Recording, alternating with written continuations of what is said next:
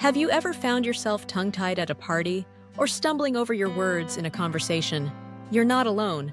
Let's dive into the top 9 secrets to getting better at talking to people.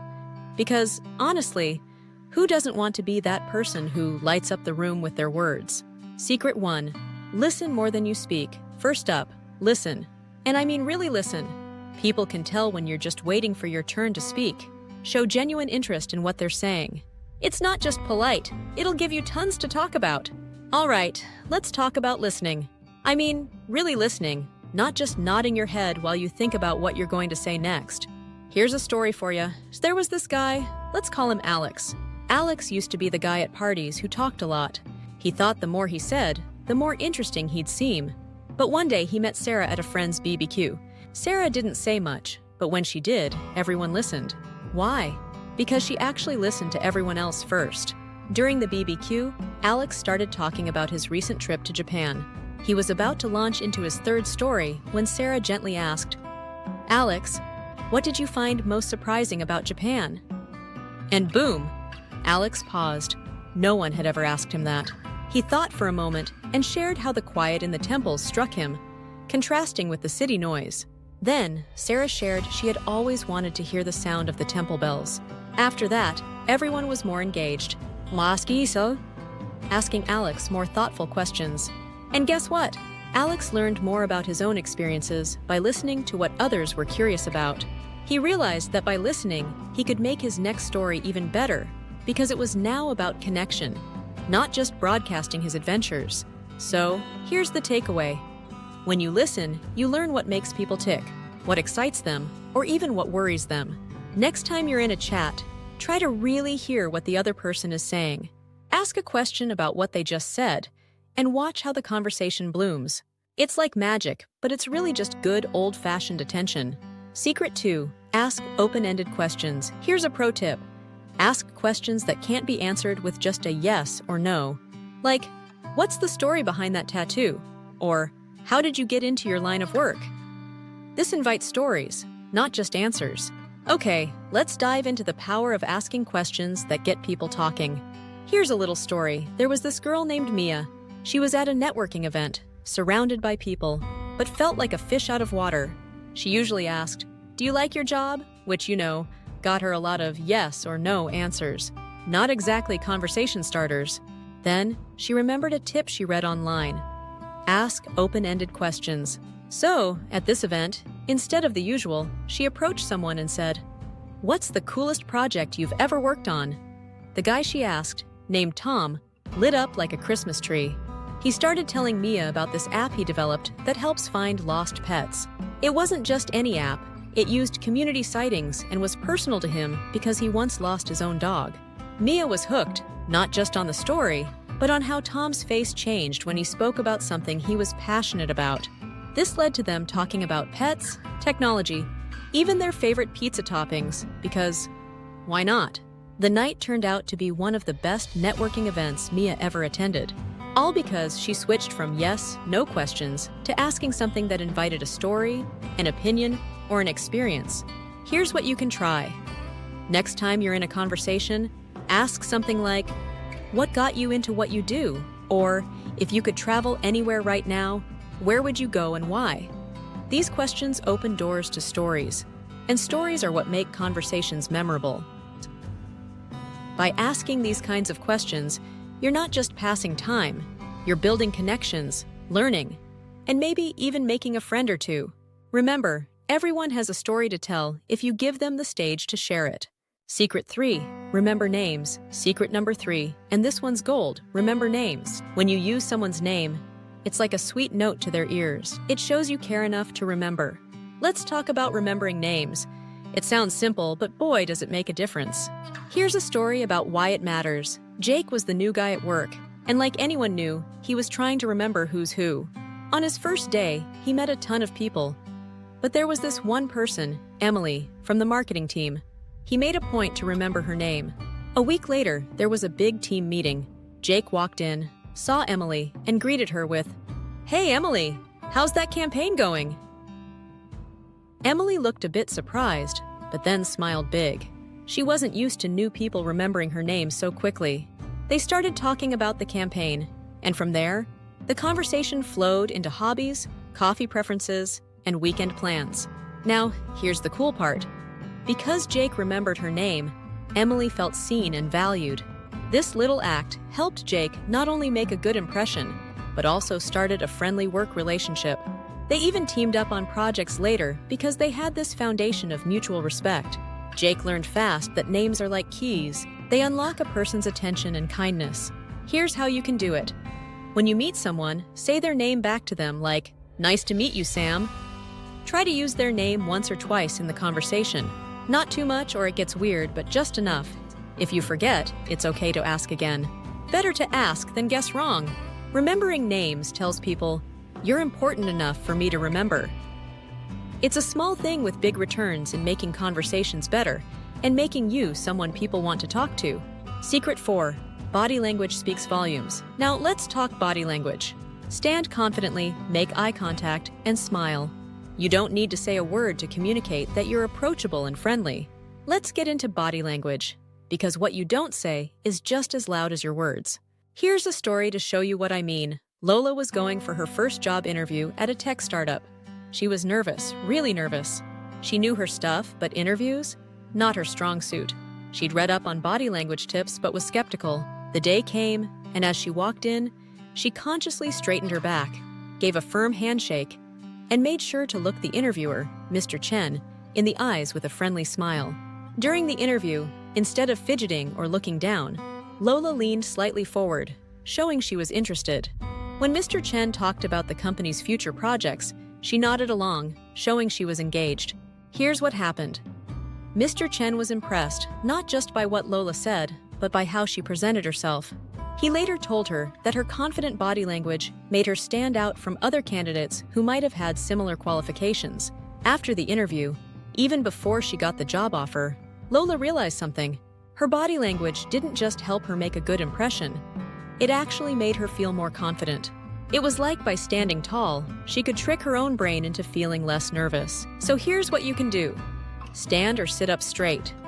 It shows confidence even if you're not feeling it. Make eye contact, but don't stare. It's about connection, not a staring contest. Smile. It's the universal sign of friendliness. Nod and lean in. Shows you're listening and interested. Remember, your body can tell a story before you even open your mouth. By using positive body language, you're already halfway to winning over whoever you're talking to, just like Lola did. Secret 5. Practice makes perfect. Like anything else, you gotta practice. Chat with the cashier, your Uber driver, anyone. Each conversation is like a rep at the gym for your social muscles. All right, let's chat about how practice isn't just for sports or piano. It's for talking too. Here's a story about Carlos. Carlos was the quiet type, always preferring to listen rather than speak. But he wanted to change that, especially since his new job required him to lead meetings. He felt out of his depth. One day, Carlos decided enough was enough. He started small. He'd chat with the barista at his local coffee shop, asking not just for his usual, but about her day. Then, he'd strike up conversations with his neighbors while walking his dog. There was this one time when Carlos was in line at the grocery store. Normally, he'd just wait silently, but this time, he turned to the person behind him and said, "Have you tried this brand of cookies? They're my weakness." That led to a whole conversation about favorite snacks, which turned into a laugh about midnight cravings. Slowly, these little talks added up. Carlos started noticing he was less hesitant to speak up at work. During one meeting, instead of just nodding, he shared an idea about improving team efficiency. His colleagues listened, and his boss even implemented his suggestion. Here's the takeaway. Start small. Chat with people in low-stakes environments like shops or while waiting for the bus. Be curious. Ask people about themselves. Everyone has something they like to talk about. Don't fear awkwardness. Sometimes conversations will be weird. That's okay. It's all practice. Carlos learned that every conversation was like a rep in the gym for his social skills. The more he practiced, the stronger his ability to connect with people grew. And the beauty of it? People started to see him as confident and approachable, qualities he never thought he'd be known for. So, practice talking, even if it's just about cookies. It might lead you places you never expected. Secret 6. Find common ground. Find something you both love or hate. Could be the latest blockbuster, or even the weather. Common ground is like conversational glue. Finding common ground is like finding a secret door to a great conversation. Let me tell you about Priya. Priya moved to a new city and was trying to make friends. At a local book club she joined, she met Mark, who seemed to have nothing in common with her. He was into extreme sports, while she was into art films and reading. One meeting, the topic drifted to favorite places traveled. Priya mentioned her love for the serene beaches of Goa, where she found peace in the sunsets. To her surprise, Mark's eyes lit up. He shared how he once did a skydiving course near a beach that sounded a lot like Goa, and how the sunsets there gave him a new perspective on life. From sunsets, they jumped to discussing the best local spots for watching the sun go down, then to photography, and eventually to planning a group outing to capture the city's skyline at dusk. The magic here is, look for shared experiences. Even if you think you're opposites, there's usually something. It could be a place, a feeling, or even a dislike for pineapple on pizza. Be open. Sometimes common ground comes from unexpected places. Priya didn't expect Mark to connect over sunsets. Use it as a bridge. Once you find that commonality, you can explore from there. It's like having a map where X marks the start of a treasure hunt. Priya learned that by finding that one thing they both related to, she and Mark built a friendship that might have seemed unlikely at first. So when you're talking to someone new, dig a little. There's almost always some common ground to stand on, turning strangers into conversation buddies or even friends. Secret 7. Be okay with silence. Silence isn't your enemy. It's okay to pause. It gives you both a moment to think, and sometimes the best parts of a conversation come after a thoughtful silence. Let's dive into what it means to be a really good listener with a story about a boy named Sam. Sam was not the best in class at talking or telling stories, but he had a superpower. He was an amazing listener. One day, his friend Mia was really upset because she lost her favorite book, which was a gift from her grandmother. Everyone else was quick to say, "Oh, you'll find it," or "Just buy another one." But Sam did something different. He sat next to Mia and said, "You seem really sad about losing your book. Was it special because of your grandma?" Mia nodded, her eyes welling up. She started talking about how her grandma used to read that book to her, how it made her feel close to her grandma who lived far away. Sam just listened, nodding, not interrupting, letting Mia express her feelings. Here's what Sam did that made him a good listener. He paid full attention. Sam put away his phone, looked at Mia, and made her feel like she was the only person in the world at that moment. He showed he cared. By asking about why the book was special, Sam showed he was interested in Mia's feelings, not just the lost book. He didn't rush to fix it. Instead of offering quick solutions, Sam let Mia talk. He understood that sometimes people just need to be heard. He responded with empathy. After listening, Sam said, "That sounds like it was more than just a book to you. It's like a piece of your grandma." This made Mia feel understood. The result? Mia felt better after talking to Sam. She felt lighter because someone truly listened to her, not just with their ears, but with their heart. Later, they found the book in a spot Mia had already looked, but this time, she was calmer and remembered leaving it there during a hurried morning. This story shows that being a good listener isn't about having all the answers or fixing problems right away. It's about giving someone your full attention, showing you care about their feelings, and sometimes just being there. People remember how you made them feel, and Sam made Mia feel heard and important. That's the magic of good listening. Secret 8. Be yourself. Don't try to be someone else. Authenticity attracts. When you're genuine, people can feel it, and they'll gravitate towards that realness. Let me share a story about someone named Leo, who learned the hard way why being yourself is the best way to be in any conversation. Leo was always trying to fit in. At his new school, he noticed everyone loved soccer. So even though he was more into painting and video games, he pretended to be a big soccer fan. He'd wear the team's jersey, talk about games he barely watched, and even joined the soccer club. One day, during a lunch break, the topic changed to hobbies outside of school. Leo, trying to keep up his soccer fan persona, awkwardly stayed quiet. That's when Alex, a quiet kid from his art class, started talking about a video game that just came out. The same game Leo had been playing all weekend. Leo couldn't help himself. He jumped into the conversation with real excitement, sharing tips, his favorite characters, and even some funny glitches he encountered. The group was surprised but welcomed this new side of Leo. They all started talking about games, then art, and even planned a gaming night. Here's what Leo learned. People can tell. When you're not being genuine, people can sense it. It's like wearing someone else's shoes. They might look good, but they don't feel right. Your true interests connect you. Leo found more friends by talking about what he loved than by pretending. His genuine enthusiasm was contagious. Being yourself is easier. It takes a lot of effort to keep up a facade. When Leo was himself, he didn't have to remember what lie he told or which interest he was supposed to fake. You attract like-minded friends. By being himself, Leo connected with others who shared his real interests, leading to stronger friendships. After that day, Leo decided to wear his interests proudly. He still played soccer occasionally because it was fun, but he didn't pretend it was his life. He talked about his paintings, his games, and yes, sometimes about soccer too, but from a place of genuine interest or to learn from others.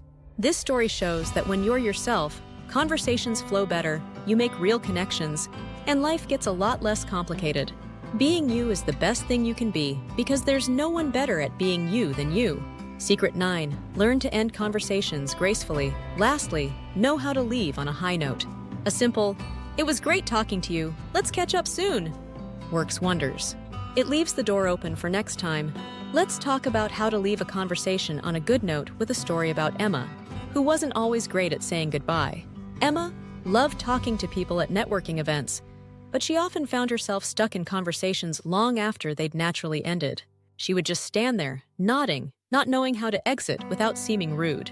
One evening, at a tech meetup, Emma was chatting with a fellow coder, Jake, about new programming languages. They had a great talk, but after a while, both ran out of things to say. Emma could feel the conversation stalling, but instead of letting it fizzle out awkwardly, she remembered a tip she read about exiting chats smoothly. Emma smiled, glanced at her watch, and then said, "Jake, this has been really interesting. I promised myself I'd check out the demo booth before they close. Can we continue this chat another time? Maybe over coffee?" Jake looked relieved and agreed enthusiastically.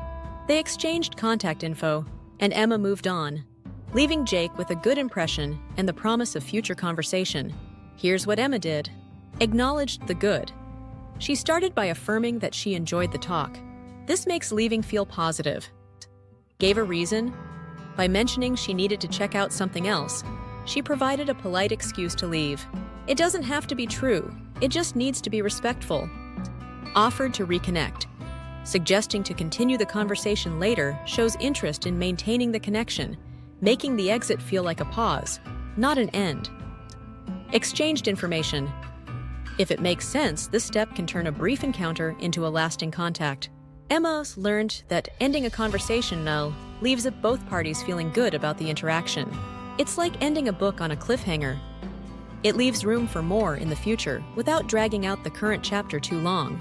After that event, Emma found it easier to navigate social situations, knowing she could leave when it was time without hurting any feelings or missing out on making connections. And there you have it, folks. 9 secrets to transform you into a conversation maestro. Remember, like any skill, it takes time to get better, so don't beat yourself up if you don't see changes overnight. If you found these tips helpful, give this video a like to let me know you're vibing with this content. Subscribe and hit that bell so you don't miss out on our deep dives into making life just a bit easier and a lot more fun. Drop a comment below with your thoughts or what you'd like to learn next. Also, don't forget to check out the links in the description for more resources to boost your social skills. Catch you in the next video.